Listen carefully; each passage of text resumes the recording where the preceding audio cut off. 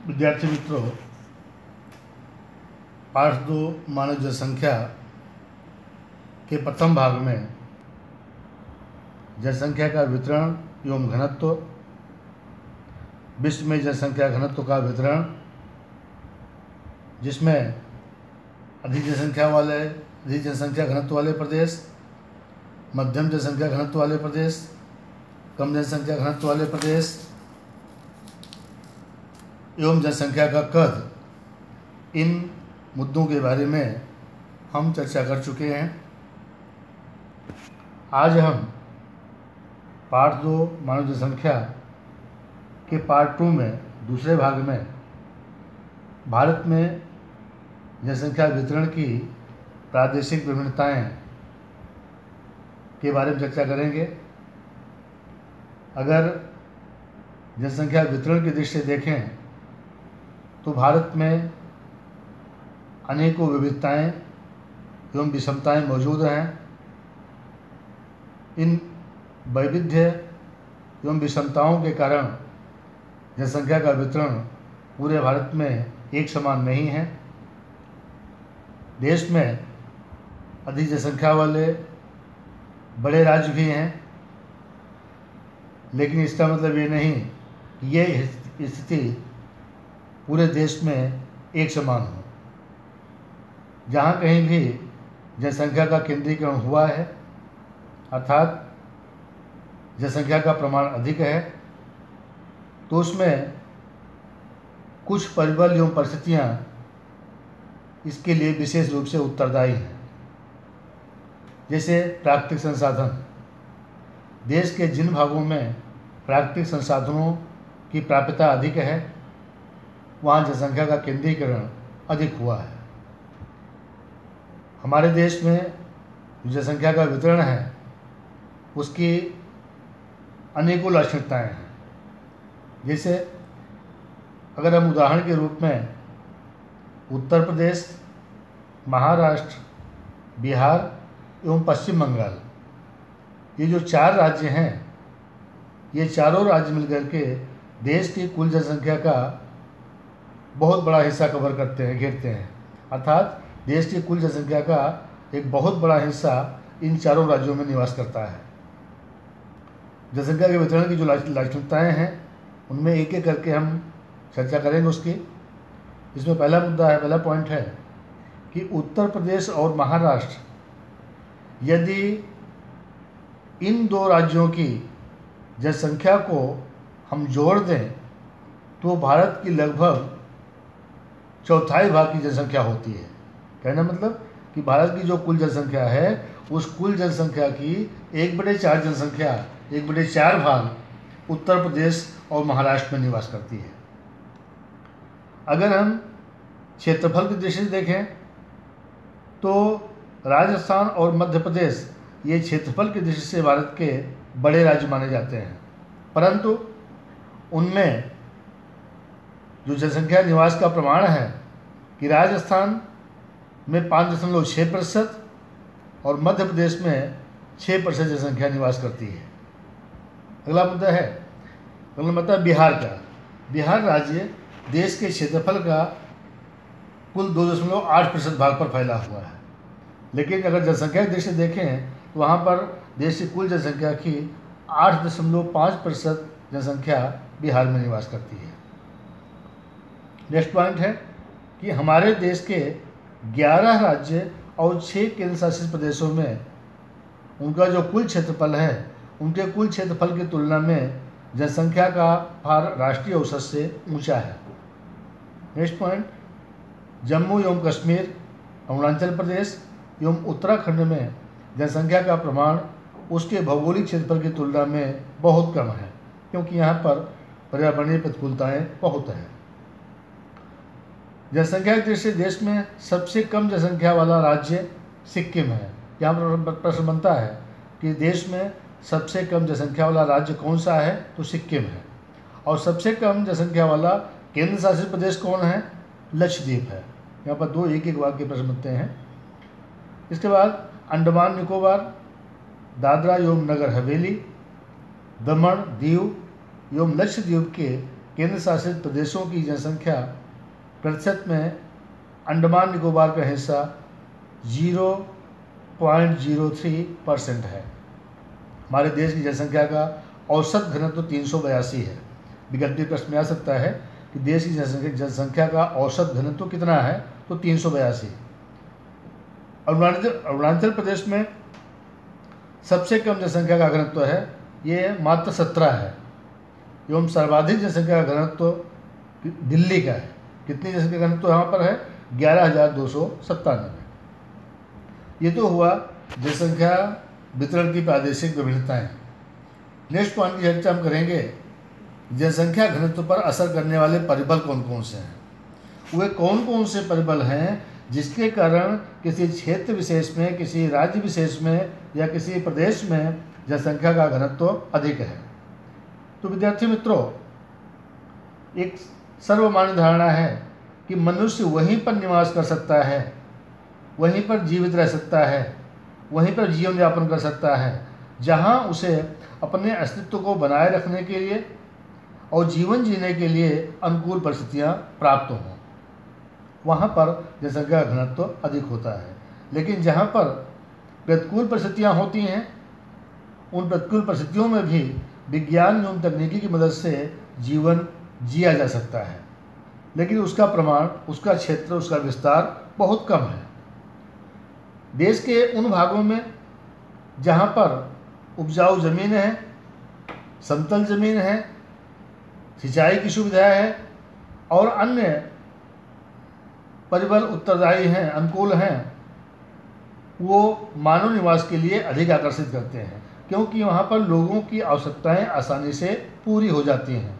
लोगों को जीवन निर्वाह हेतु किसी प्रकार की कठिनाई का सामना नहीं करना पड़ता है। तो ऐसे क्षेत्रों में जनसंख्या घनी होती है। मानव जनसंख्या घनत्व पर असर करने वाले कई परिबल हैं, जिसमें हम सबसे पहले भौगोलिक परिबल के बारे में चर्चा करेंगे। तो भौगोलिक परिबल में पहला स्थान आता है अक्षांश का। अक्षांश की भूमिका बहुत ही महत्वपूर्ण होती है। जैसे जहाँ का ऊंचा अक्षांश होता है वहाँ तापमान कम रहता है, वहाँ ठंडी अधिक होती है, प्राकृतिक पर्यावरण वहाँ का प्रतिकूल होता है, वहाँ जनसंख्या कम होती है। इसके अलावा ऐसे प्रदेश जहाँ पर सूर्य प्रकाश बहुत कम प्राप्त होता है, कौन से प्रदेश हैं वो? प्रतिकूल परिस्थिति वाले प्रदेश, ऊंचे अक्षांश वाले प्रदेश। यहाँ पर बहुमूल्य खनिज और खनिज तेल की खुदाई करने के लोग वहाँ पर रहते हैं, परंतु इन प्रदेशों में रहने वाले लोगों को प्रकृति के समक्ष हमेशा संघर्ष करना पड़ता है। जैसे अलास्का और साइबेरिया इसके उत्तम उदाहरण हैं। इन प्रदेशों में जनसंख्या का घनत्व कम देखने को मिलता है। इसके बाद आता है नंबर मध्य अक्षांश में आए हुए जो जमीन क्षेत्र हैं, जलवायु की दृष्टि से वो मानव निवास के अनुकूल हैं, मध्य अक्षांश वाले क्षेत्र, इसलिए वहाँ जनसंख्या का घनत्व अधिक होता है। कहने मतलब इसका निष्कर्ष यह निकलता है कि जहाँ का ऊंचा अक्षांश है वहाँ तापमान नीचा होगा और पर्यावरणीय प्रतिकूलताएं वहाँ पर अधिक देखने को मिलेंगी, और मध्य अक्षांश है तो वहाँ पर मानव निवास के लिए अनुकूलताएं अधिक पाई जाती हैं। और तुलनात्मक देखें तो ऊंचे अक्षांश वाले प्रदेशों में जनसंख्या का घनत्व कम होता है और मध्य अक्षांश वाले क्षेत्रों में जनसंख्या का घनत्व अधिक होता है। दूसरा पॉइंट है भूपृष्ठ का। किसी भी प्रदेश में जनसंख्या के निवास के लिए भूपृष्ठ की महत्वपूर्ण भूमिका होती है। अब पूरे देश का भूपृष्ठ जो है वो सर्वत्र एक सा नहीं है। कुछ ऊंचे प्रदेश हैं, पर्वतीय क्षेत्र हैं, कुछ पठारी क्षेत्र हैं, कुछ रेगिस्तानी प्रदेश हैं, कहीं समतल मैदान आए हुए हैं। तो ये भी जनसंख्या के घनत्व पर असर करते हैं। जैसे जो ऊंचाई वाले क्षेत्र हैं वो मानव निवास के लिए अनुकूल नहीं है। ऊंचे पर्वतों या ऊंचाई पर आए हुए प्रदेशों में कम लोग निवास करते हैं। क्यों? कि यहाँ पर खेती लायक समतल भूमि का अभाव होता है, सिंचाई की सुविधा नहीं होती है, परिवहन सेवाओं का विकास नहीं होता है। यही कारण है कि विश्व की जो ऊंची पर्वत श्रृंखलाएं हैं, जैसे हिमालय, एंडीज, राकीस तथा तिब्बत एवं बोलिविया का पठार ऊंचाई के कारण अल्प जनसंख्या वाले क्षेत्र बने हैं। वहीं पर दूसरी तरफ अगर हम समतल मैदानी प्रदेशों के बारे में देखें, जहाँ पर ज़मीन उपजाऊ होती है, खेती का विकास बड़े पैमाने पर होता है, परिवहन के साधनों का विकास बड़े पैमाने पर होता है, पानी की आपूर्ति, सिंचाई की सुविधा बड़े पैमाने पर होती है और प्राकृतिक अनुकूलताएँ अधिक होती हैं, वहाँ पर उन मैदानी प्रदेशों में अधिक जनसंख्या निवास करती है। इतिहास इस बात का साक्षी है कि दुनिया की अनेकों जो प्राचीन सभ्यताएँ हैं वो नदी मैदानों में विकसित हुई अपने चरम सीमा पर पहुँची हैं, अर्थात अधिकांश लोग मैदानी प्रदेशों में निवास करते हैं। विश्व के अधिकांश भाग के जो प्राचीन शहर हैं वो किसी न किसी नदी के किनारे पर ही विकसित हुए हैं। तीसरा पॉइंट आता है जलवायु का। जलवायु का भी जनसंख्या के घनत्व पर व्यापक असर देखने को मिलता है। पूरे देश की जलवायु एक सी नहीं है, कहीं ठंडी जलवायु है तो कहीं पर गर्म जलवायु है। जहाँ की जलवायु ठंडी है वहाँ पर रहने वाले मानव को अन्य कठिनाइयों का सामना करना पड़ता है और वहाँ जनसंख्या घनत्व कम होता है। इसके विपरीत जहाँ की जलवायु गर्म है, जैसे गर्म रेगिस्तानी प्रदेश, वहाँ पर जनसंख्या घनत्व कम देखने को मिलता है। उसी प्रकार विश्व के जंगल के प्रदेशों में भी पर्यावरणीय प्रतिकूलताएँ अधिक होती हैं, इसके कारण वहाँ जनसंख्या घनत्व कम होता है।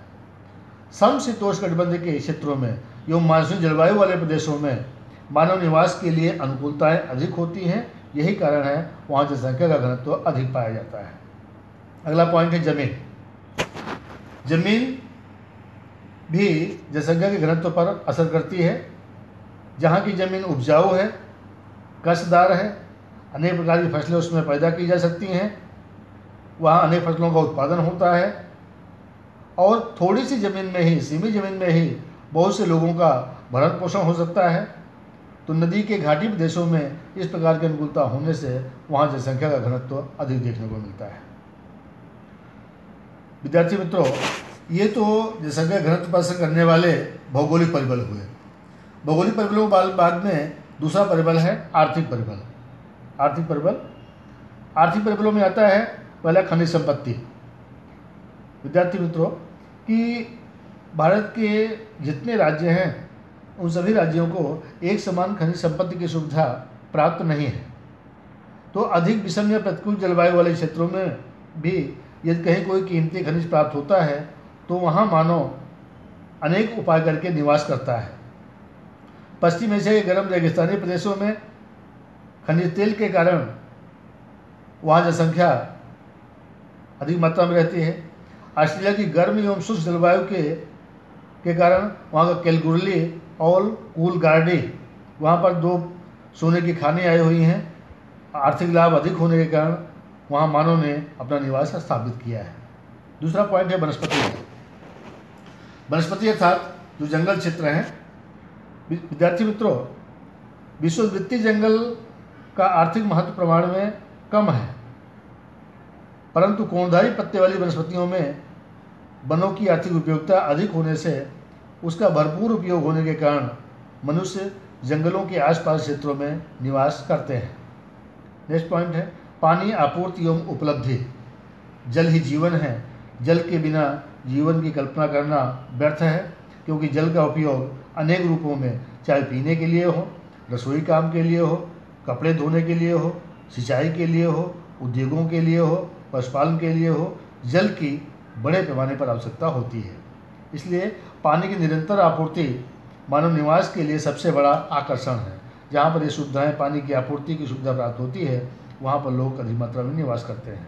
प्राचीन समय से ही नदियों या सरोवरों के किनारे अधिकांश अधिवास स्थापित हुए हैं।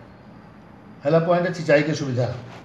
विद्यार्थी मित्रों, जहाँ पर सिंचाई की सुविधा बड़े पैमाने पर विकसित हुई है, वहाँ पर खेती के लिए अनुकूलताएँ अधिक होती हैं। मान लीजिए अगर कहीं की ज़मीन अत्यंत उपजाऊ है, उसमें खेती हो सकती है, लेकिन अगर वहाँ पर सिंचाई के साधनों का विकास नहीं हुआ है तो सिंचाई के अभाव में वो उपजाऊ ज़मीन भी अनुपजाऊ बन जाती है, जिसका कोई उपयोग नहीं हो सकता है। बरसात की अनियमितता एवं अल्प वर्षा के क्षेत्रों में भी जनसंख्या कम देखने को मिलती है। सिंचाई की सुविधा वाले क्षेत्रों में जो किसान हैं वो वर्ष में एक से अधिक फसलें ले सकते हैं और वहाँ आर्थिक विकास के अवसर अधिक मात्रा में उपलब्ध होते हैं। यही कारण है कि सिंचाई की सुविधा जहाँ पर होती है वहाँ पर अधिक जनसंख्या निवास करती है। अगला पॉइंट है परिवहन का। परिवहन की सुविधाएं भी जनसंख्या के घनत्व पर बड़े पैमाने पर प्रभाव डालती हैं। जहां परिवहन सस्ता, विकसित और आसानी से सुलभ होता है, ऐसे क्षेत्रों में अधिक मात्रा में लोग निवास करते हैं, वहाँ जनसंख्या का घनत्व अधिक होता है। अच्छी परिवहन सुविधाओं के कारण उद्योग, व्यापार, वाणिज्य जैसी प्रवृत्तियाँ बड़े पैमाने पर विकसित होती हैं और उन पर निर्भर रहने वाली जनसंख्या के निवास से वहाँ जनसंख्या का घनत्व स्वाभाविक रूप से अधिक होता है। परिवहन के आधार पर होने वाला औद्योगिकरण रोजगार के लिए बड़े अवसर पैदा करता है, इसलिए रोजगार की खोज करने वाले लोगों को आकर्षित करता है। यही कारण है कि जो शहरी क्षेत्र हैं जहाँ पर रोजगार के अवसर, उद्योगों का विकास बड़े पैमाने पर हुआ है, परिवहन की सुविधाएं अधिक हैं, यही कारण लोग वहाँ पर ज़्यादातर बड़े पैमाने पर निवास करते हैं। अगला है औद्योगिक विकास। औद्योगिक क्रांति से कपड़ा उद्योग के साथ साथ कई अनेक छोटे बड़े उद्योगों का बड़े पैमाने पर विकास हुआ है। ऐसे औद्योगिक केंद्र समय के अनुसार बड़े औद्योगिक शहरों में बदलते जा रहे हैं। उपयोगी चीज़ वस्तुओं का उत्पादन करने वाले उद्योगों में बड़ी संख्या में श्रमिकों की ज़रूरत पड़ती है। उन्हें रोजगारी के लिए स्थलांतर से औद्योगिक शहर घनी जनसंख्या वाले बने हैं। यहाँ पर समझता है कि आज बड़े पैमाने पर जो ग्रामीण क्षेत्र हैं, दूर दराज के क्षेत्र हैं, जहाँ पर उद्योगों का विकास नहीं हुआ है, रोजगार के अवसर उपलब्ध नहीं हैं, वो बड़े बड़े शहरों में जहाँ पर उद्योगों का विकास बड़े पैमाने पर हुआ है, वहाँ पर लोग आकर के रोजगारी प्राप्त करने के लिए आते हैं और वहाँ जनसंख्या का घनत्व तो अधिक होता है। तीसरा परिबल है सामाजिक एवं धार्मिक परिबल। विद्यार्थी मित्रों, सामाजिक परिबल भी जनसंख्या के घनत्व पर प्रभाव डालते हैं। एक हमारे जो समाज की व्यवस्था है, जो हमारा सामाजिक रिवाज है, वो संयुक्त परिवार। पहले स्थिति क्या होती थी कि परिवार में संयुक्त परिवार होते थे, तो परिवार में सदस्यों की संख्या 10, 15, 20, 25 भी हो सकती थी। उस समय समाज में बहुपत्नी प्रथा थी। ये जो रिवाज थे वो जनसंख्या के घनत्व पर असर करते हैं, लेकिन धार्मिक कारणों से भी कुछ समुदाय के लोग अपना स्थान छोड़ने के लिए मजबूर हो जाते हैं। द्वितीय विश्व युद्ध के समय में यहूदियों को यूरोप से जब निकाल दिया गया था, तो यहूदी लोग वहाँ से स्थलांतर करके पश्चिम एशिया के रेगिस्तानी प्रदेश में आकर के बसे थे और वहाँ पर उन्होंने एक नया देश इजराइल बसाया था। 21वीं सदी के दूसरे दशक में अफगानिस्तान में तालिबानों के शासन से परेशान होकर के अल्पसंख्यकों ने स्थलांतर करके अन्य देशों में शरणार्थी के रूप में आश्रय लिया है। इस प्रकार जनसंख्या के घनत्व पर जो सामाजिक और धार्मिक परिबल हैं वो भी असर करता है। अगला परिबल है राजकीय। राजकीय परिबल के अंतर्गत किसी सरकार की जो नीतियाँ होती हैं वो जनसंख्या के घनत्व पर असर करती हैं। कई बार पिछड़ी संख्या वाले क्षेत्रों में लोगों को बसाने के लिए उद्योगों की स्थापना की जाती है, अन्य प्रकार के प्रलोभन दिए जाते हैं, छूट छाट दी जाती है जिससे अधिक लोग वहाँ पर निवास कर सकें। कुछ देशों का विभाजन होने से बड़े पैमाने पर जनसंख्या का असर। उदाहरण के लिए अगर हम 1947 में देश आज़ाद हुआ, जब भारत का विभाजन हुआ, तो भारत का विभाजन होने पर लाखों गैर मुस्लिम लोग हिजरत करके पाकिस्तान से भारत आए थे और ये निर्वासित वहाँ से आए हुए लोग जिन प्रदेशों में बसे उस प्रदेश में जनसंख्या का घनत्व लगभग बदल गया है। इसी प्रकार किसी भी देश में जब शीत युद्ध की परिस्थिति पैदा होती है तो शीत युद्ध की अर्थात युद्ध की परिस्थिति में युद्ध की आशंका होती है, तो उसमें हज़ारों लोग सुरक्षा की खोज में हिजरत करते हैं। इराक ईरान संघर्ष जब हुआ था, जब खाड़ी युद्ध हुआ था, तो उस समय हज़ारों लोग स्थलांतर करके यूरोप के देशों में गए थे। युद्ध के अलावा अराजकता या गृह युद्ध की स्थिति जब होती है, अराजकता और गृह युद्ध की स्थिति में जनसंख्या का स्थलांतर होता है। केन्या एवं युगांडा में सत्ता पलटने पर हजारों एशियाई लोग निर्वासित के रूप में यूके के कई अन्य देशों में जाकर बसे थे। विद्यार्थी मित्रों, मेरा मतलब निष्कर्ष ये है कि राजकीय परिबल के अंतर्गत सरकार की नीतियाँ, देश का विभाजन, युद्ध की स्थिति, अराजकता की स्थिति, गृह युद्ध की स्थिति, इन सब कारणों से लोग एक प्रदेश से दूसरे प्रदेश में स्थलांतर करते हैं। तो जहाँ से जिस प्रदेश में हो जाते हैं वहाँ जनसंख्या का घनत्व अधिक पाया जाता है। विद्यार्थी मित्रों, इसके बाद की चर्चा हम पार्ट 3 में करेंगे।